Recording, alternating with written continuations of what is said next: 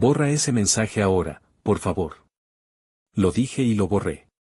No sabía que, con ese gesto, me estaban pidiendo que enterrara años de verdades. Yo, Mariana, de 34 años, nunca imaginé que una petición tan pequeña me haría acabar hasta encontrar una casa de mentiras. Todo empezó como una nimiedad doméstica, una cena familiar en casa de Isabel María, mi suegra, donde el menú y las risas estaban impecables como siempre.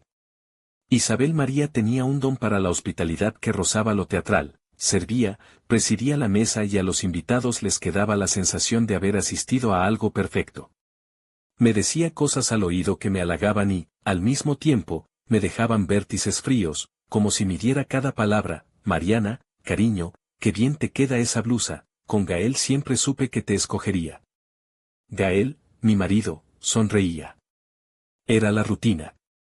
Unas semanas antes de la petición de borrar, había notado pequeñas piedras en mi zapato. Isabel hablaba de mí con una mezcla de interés y control. ¿No te parece que Mariana trabaja demasiado? Creo que debería descansar. Cuando le pregunté a Gael, me dijo, no lo tomes a mal, mi madre se preocupa. Eso lo cerraba todo. Y yo, que nací en una casa con menos diplomacia, me complace aceptar la paz. Esa noche, después de que nos fuimos a dormir, Gael dejó su teléfono en la mesa del comedor. Me levanté por agua y, por costumbre absurda, miré la pantalla. Había una notificación, era un mensaje de su madre. No me gusta husmear, no soy esa persona, pero la notificación mostraba el principio de una conversación y, como si una mosca golpeara una lámpara, me pegó curiosidad. Leí. No fue mucho, unas líneas que hablaban de arreglar papeles y de quitarle eso a la chica antes de que lo firme. Me quedé fría. No entendía qué eso era.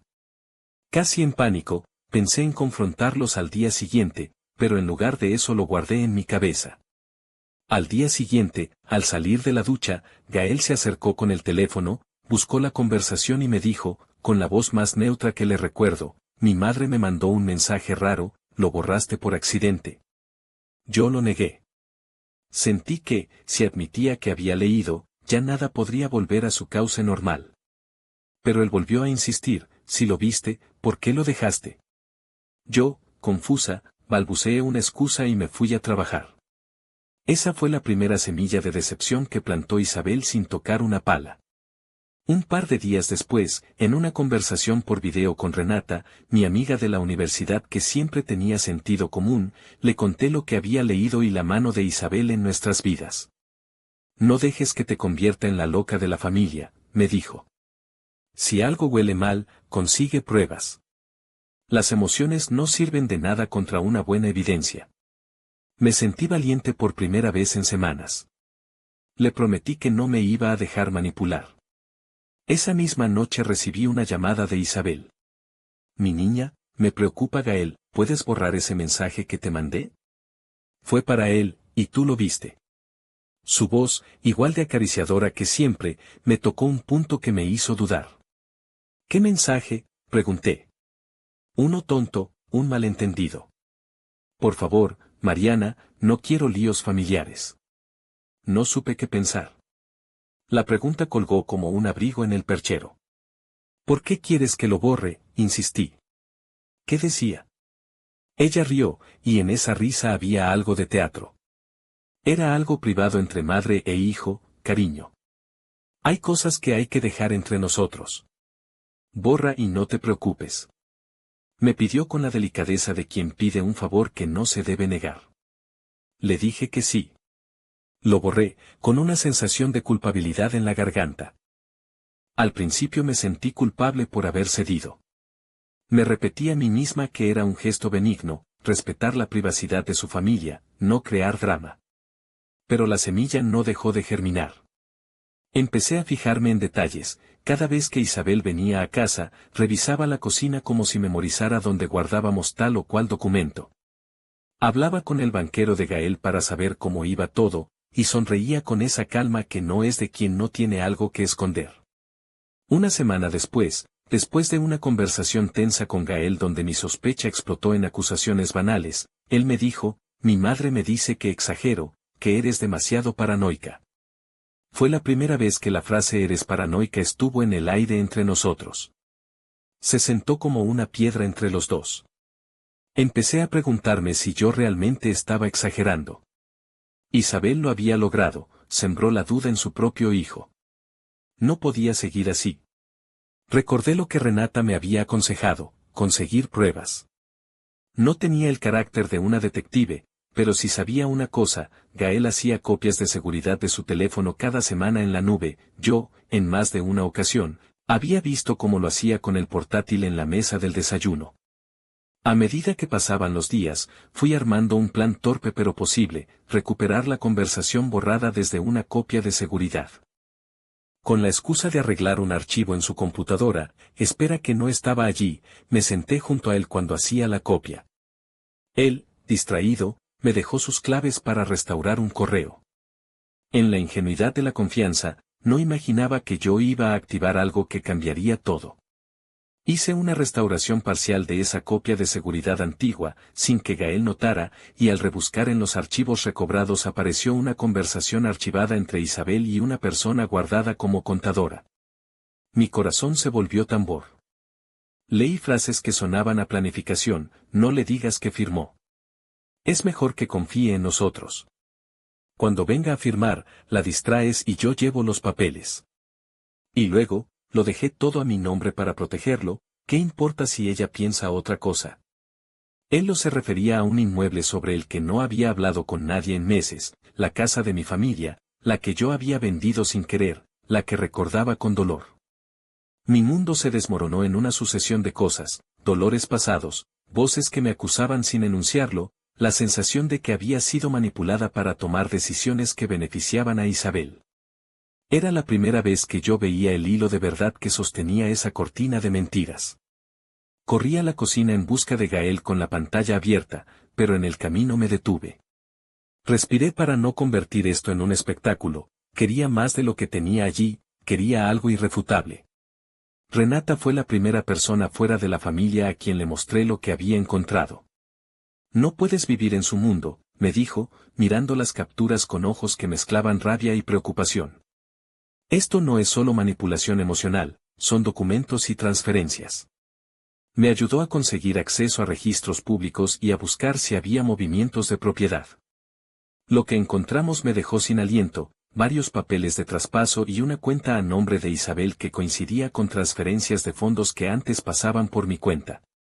No había muchos números que encajaran, pero la dirección, las firmas, las notas en los archivos, todo apuntaba a la misma conclusión. Isabel había sistemáticamente reubicado patrimonio familiar a su nombre y lo había hecho con la complacencia o la ignorancia de mi esposo. ¿Y Gael?, preguntó Renata. ¿Dónde está Gael en todo esto? Le expliqué que, cuando le hablé de mis sospechas, él me miró con los ojos de siempre, esos ojos que yo quería creer. No creo que mi madre haga algo así, ella lo hace todo por nosotros. Me dolió la palabra creo. Creer no equivale a comprobar. Decidí enfrentar a Isabel en su terreno, la casa que ella había convertido en santuario. Fui con Gael, él no quería ir, pero me acompañó por la presión social. Cuando llegamos, ella nos recibió con su sonrisa cincelada. La conversación comenzó con una taza de té, como en aquellas buenas telenovelas de familias donde los secretos se transmiten con la misma portada que las galletas. Cariño, empezó Isabel, ¿qué haces con esa cara? ¿No te gusta el té? Su voz era miel. Yo la miré. Esta vez no me dejé hipnotizar. Saqué las capturas que había mostrado a Renata. Las puse sobre la mesa como quien exhibe pruebas en una vieja novela de misterio. Explícame esto, dije. ¿Por qué tus palabras a la contadora dicen que preparaste papeles para que la casa quedara a tu nombre? Ella me miró con sorpresa teatral. Pero, Mariana, eso es absurdo, ¿qué te han contado? Empecé con cuidado, describiendo los correos, las firmas, las transferencias. Ella respiró y su rostro cambió como si una cortina se cerrara por una corriente de aire. No digas tonterías, murmuró. Tú no entiendes de esas cosas. No entiendo de esas cosas, le respondí con una calma que no sabía de dónde venía, pero sí entiendo cuando me piden que borre un mensaje. Ella frunció el ceño. Hace eso para mantener la paz, cariño. Las familias tienen sus secretitos. Gael, que hasta ese momento había permanecido mudo, intervino: mamá, basta, no la acusen si no hay pruebas. Hubo un golpe de aire en la sala. Una de las hermanas de Isabel, que estaba de visita, observó la escena con una mezcla de perplejidad y molestia. La respuesta de Isabel fue simple: negar y proyectar. Me acusó a mí de haber manipulado a su hijo, de ser la que había usado engaños para avanzar en nuestra vida. Mariana siempre quiere llevar la batuta, dijo. Querida, cuida lo que dices. A veces la imaginación se te va. Era una estrategia vieja, invalidar mis sentimientos, decir que todo era imaginación. Gaslighting en su forma más doméstica. No me dejé llevar. En lugar de gritar, le dije que había más: encontramos transferencias, señora. Y documentos firmados con su nombre. No es imaginación. Ella respiró lento, como si estuviera a punto de interpretar el papel de víctima. Qué doloroso que ahora me traten así, después de todo lo que he hecho por su familia. La escena se tensó. Gael se quedó en medio, paralizado, atrapado entre su lealtad a su madre y mi evidencia. Esa parálisis fue, tal vez, la más punzante de todas las traiciones. Durante años, Isabel no había necesitado decir muchas cosas, su mirada bastaba para reacomodar la casa a su antojo. Al día siguiente, la presión social comenzó a hacer efecto. La hermana de Isabel murmuró en la casa y, en la siguiente reunión familiar, habían tomado partido. Unos me miraban con compasión fingida, otros con recelo. No es normal que una nuera haga esto, dijo alguien. Isabel es una buena mujer, ¿quiénes somos para dudar? Mi mundo se quedó pequeño. Empecé a sentirme sola con mi evidencia. Renata me dijo que publicara algo, que no podía dejar que Isabel moviera las fichas en la oscuridad. Pero yo temía ese paso: exponer la mugre de la familia en público tendría consecuencias. Ya estaba en mitad de la tensión. Si lo hacía, rompería para siempre el tejido. Si no, seguirían manipulando. La decisión estuvo entre mis manos como una piedra caliente. Opté por otra cosa: recoger más evidencia y acudir a un abogado. Su recomendación fue clara: no hacer nada en caliente y preparar el caso. Mientras tanto, Renata y yo seguimos investigando. Descubrimos que Isabel había usado viejos papeles, una firma de cuando Gael era menor, para justificar algunas transferencias. También hallamos mensajes que no solo hablaban de arreglar papeles sino de deshacerse de complicaciones y no dejar que la otra se entrometa. No era solo dinero, era el plan sistemático para quitarme cualquier voz. Lo que dolió más fue ver a Gael, con el paso del tiempo, desvanecerse en su defensa de la madre. Una noche, después de otra discusión donde él defendía sus recuerdos de infancia y su dar por supuesto maternal, me dijo: mi madre me salvó la vida varias veces, Mariana. No puedo imaginarla haciendo algo así. Sentí su cara a dos extremos. Te pedí algo, confía en mí, insistí. Él no lo hizo. La guerra silenciosa llegó a un punto culminante cuando, a finales de mes, me encontré con un sobre en mi buzón: fotografías de mi infancia, recortes de recibos, notas sacadas de contexto, y una carta anónima que decía: cuidado con lo que compartes, hay cosas que no te convienen.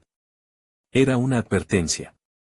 Isabel lo había hecho o alguien cercano. Lo deduje en un segundo. No fue hasta el giro que recontextualizó todo que la telaraña se hizo visible en toda su inmundicia. Yo había pensado que Isabel solo me manipulaba por avaricia. Pero al escudriñar viejas conversaciones encontré una mención trivial, casi risible, en la que Isabel le decía a la contadora: no es solo por la casa, es por la dignidad de la familia. Si ella toma poder, se va a desbaratar todo lo que construí. En otra parte, había escrito: hace años tuvo un accidente y casi pierde todo, por eso no la dejé tomar decisiones, ¿se acuerdan? Ese accidente era algo que me remeció. Hablaba de un evento que había ocurrido en mi juventud cuando mis padres murieron en circunstancias que hasta entonces nunca relacioné con Isabel. Con reticencia empecé a preguntar. ¿Qué sabía Isabel de esa época en que mi familia perdió todo? ¿Cómo había entrado en nuestras vidas tan de golpe? Hablé con un vecino del pueblo donde crecí y, entre dudas, me contó que había visto a Isabel negociar con un abogado de mi familia poco después del accidente. Eso fue la pista definitiva. Hice lo que algún día prometí no hacer, revisé viejas cajas de mi madre, papeles guardados, y encontré algo, una carta de mi padre que aludía a una mujer que apareció con consejos cuando las cuentas eran confusas. Aquello era apenas un hilo, pero lo siguiente que hallé fue contundente, un recibo, unas firmas y la, hasta entonces, inexplicable compra de la casa familiar por parte de un tercero, justo después de que Isabel interviniere como tutora temporal. El rompecabezas encajó. Isabel, con su calma maternal, había invadido mi vida en el momento más vulnerable, cuando mis padres murieron. Ella se presentó como la solución, la que conocía gente que podía ayudar. Ganó nuestra confianza y, con el tiempo, se fue apoderando de decisiones que nunca pensé que perdía. Todo se tejía con una mira precisa, erigir una casa donde ella fuera la señora absoluta y donde cualquier otra voz, la mía, principalmente, fuera silenciada. Cuando le mostré a Gael esto, la noticia le golpeó como a alguien que cae en un cuarto helado. ¿Por qué nunca me dijiste nada?, dijo, más a sí mismo que a mí. No lo sabía, respondí, y no era una evasión, era la verdad. La verdad me pertenecía tanto como a él, y sin embargo él la había dejado en manos de quien la moldeó. A partir de ahí, la estrategia cambió. No iba a exponerse solo a la opinión pública, sino a la legal. Con el abogado, dormimos poco, revisamos papeles, citamos testigos, y, con el corazón en la garganta, presentamos una demanda por fraude y falsificación de documentos. Entregamos las evidencias, mensajes, correos recuperados, firmas comparadas. La fiscalía encontró mérito para investigar. El día que la policía invitó a Isabel a declarar fue extraño. Ella llegó con su sonrisa petrificada y fingió sorpresa y desamparo. Por esto me traen, dijo. Sus ojos buscaban compasión en un público que ya no conocía. Al principio la presión social se dividió, algunos la defendieron como siempre por costumbre y miedo, otros, al ver las pruebas, se alejaron. Gael, que hasta entonces había vacilado, estuvo presente en la citación.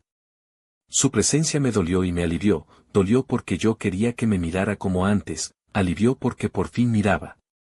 Isabel intentó, una vez más, proyectar, lloró, habló de su reputación, de los años de sacrificio. Yo salvé a esta familia cuando más lo necesitaban, decía. Intentó convertir su fraude en un acto de caridad. Pero la contabilidad es tediosa y no perdona la ficción. Los registros bancarios y las firmas hablaron por sí mismos. Cuando la policía le mostró los papeles que conectaban transferencias y traspasos, ella se quedó muda. La máscara cayó. La prensa local, que al principio se mostró indiferente, olió la sangre de un buen reportaje. En un par de días, el caso fue noticia en la ciudad. Amigos que antes me llamaban con dudas empezaron a escribirme mensajes de aprecio. Lo siento, no sabía, decía uno. Fue extraño recibir disculpas que no tenían culpa 100%. Pero reforzó algo, la verdad, al final, tenía una forma de reclamar su espacio. Isabel fue imputada por fraude y falsificación. No fue un proceso rápido ni limpio. Hay gente que aún la protege por hábito, por historia, por miedo. Pero el tribunal ordenó medidas cautelares, inmovilización de activos vinculados a los papeles en disputa y una investigación penal que avanzó con velocidad. La casa que tanto había deseado controlar se convirtió en propiedad litigante. Yo, que había dejado de ser la poca cosa que era para ella, me sentí por primera vez legitimada a levantar la voz. La venganza, en mi caso, no fue un acto de crueldad, fue restitución, devolvimos los papeles a donde correspondían, se aclararon las transferencias y se impidió que Isabel siguiera gestionando fondos bajo la apariencia de cuidado. En lo personal, la venganza fue más sutil y, por momentos, más dolorosa. Le devolví la dignidad a mi historia, recuperé papeles que probaron que mi familia no había vendido su voluntad por negligencia, sino por maniobra de alguien que supo aprovechar el luto y la confianza. Gael y yo tuvimos que enfrentar, en esos meses, algo aún más duro, su lealtad se había rajado. No era que cambió de bando de la noche a la mañana, fue una progresión. Vino a mí después de una audiencia y me dijo, yo no quería creer que mi madre fuera capaz, y al no creerla la protegí. Lo vi llorar de una manera que no había visto desde nuestros primeros años juntos, cuando todo parecía simple. Pero las lágrimas no borran años de ceguera. Tuvimos largas conversaciones sobre perdón, límites y reconstrucción. Decidimos terapia. Fue una elección difícil, tratar de rehacer algo sobre ruinas, o dejarlo para siempre. Elegimos intentar, con la condición de que no volveríamos a permitir que una tercera persona decidiera por nosotros. La gente que durante un tiempo me llamó exagerada pidió perdón en público y en privado. Algunos lo hicieron con sinceridad, otros, con la comodidad de estar del lado ganador. En la plaza del barrio, una mujer que antes me miraba de reojo se acercó y me dijo, hiciste bien, Mariana. Nadie me creyó antes, pero ahora veo que estabas en lo cierto. Esas palabras, con su simple autenticidad, valieron más que todas las portadas que salieron después. Isabel, por su parte, perdió mucho más que el patrimonio. Perdió la narrativa pública de ser la matriarca que todo lo podía. En audiencias, su voz de antes se quebró. Vimos cómo las redes de compadrazgos que había tejido con sonrisas se deshicieron. No fue un final grotesco, fue uno real y con consecuencias, la gente se alejó y la ley hizo lo suyo. No pretendí que su caída fuera espectáculo. Me bastó con que dejara de tener el poder de lastimarnos. Hubo, sin embargo, algo que la justicia no pudo devolver, años de decisiones tomadas por el peso de su voz. Había momentos, pequeños y grandes, donde permití que se impusiera, el trabajo que dejé, la compra que hice, la mudanza que planifiqué. Recuperé lo tangible, pero no lo intangible. Gael y yo empezamos el trabajo duro de construir confianza, aprendiendo a notar cómo se sentía cuando alguien intentaba manipularnos. Actualización 1, la investigación continuó. Hubo testimonios que ayudaron a esclarecer la metodología de Isabel. Se supo que había utilizado su supuesta influencia para cautivar a abogados y notarios en momentos precisos. La fiscalía consolidó suficientes pruebas para una acusación formal. Actualización 2, en medio del proceso, recibí mensajes de personas que ella había afectado en otros pueblos. Historias pequeñas, parecidas a la mía, que formaban parte de una red. Renata me dijo que el hilo era más largo de lo que parecía. Eso no sirvió para aumentar mi odio, sirvió para entender que mi caso no era una arena aislada, sino un mapa de quienes se aprovechan de fragilidades humanas. La venganza que a veces la gente imagina, una humillación pública, la exposición vergonzante, no fue mi motor. Mi motor fue entender lo que había pasado, y que nadie más quedara en la oscuridad que ella había tejido. La consecuencia real fue que tuvimos que reeducarnos, Gael y yo, nuestra familia, aprendió a marcar límites. Aprendimos que el silencio puede ser cómplice. Aprendimos que, a veces, decir no en el momento evita años de restituir. Una noche, mucho después de todo, asistí a una reunión con Renata y recordamos cómo empezó aquello, un mensaje, la petición de borrar ese mensaje. Ella rió con ironía amarga y dijo, ¿quién diría que una línea roja en una pantalla abriría todo esto? Lo cierto es que no fue el mensaje sino la insistencia en borrarlo lo que me encendió, la petición de ocultar la verdad. Fue eso lo que me obligó a mirar. No quiero cerrar con moralina. No creo en las conclusiones bonitas que envuelven el daño en papel de regalo. Lo que queda es una certeza cortante, hay personas que prefieren las sombras porque allí pueden gobernar. Lo que aprendí es la manera de encender una luz pequeña, constante, y no dejar que nadie la apague por ti. Actualización final, Isabel fue procesada, el proceso llevó su tiempo y sus complicaciones, como todo lo que toca la ley y las familias. Gael y yo seguimos en proceso de reconstrucción, la confianza no se regresa de golpe. Aprendimos a respetar los límites con su familia y a conjurar la verdad en voz alta cuando las pequeñas peticiones a borrar volvieron a aparecer de manera sutil.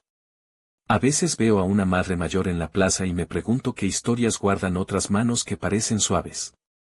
Pienso en lo que se siente ser traicionada por alguien que fingió amor durante años.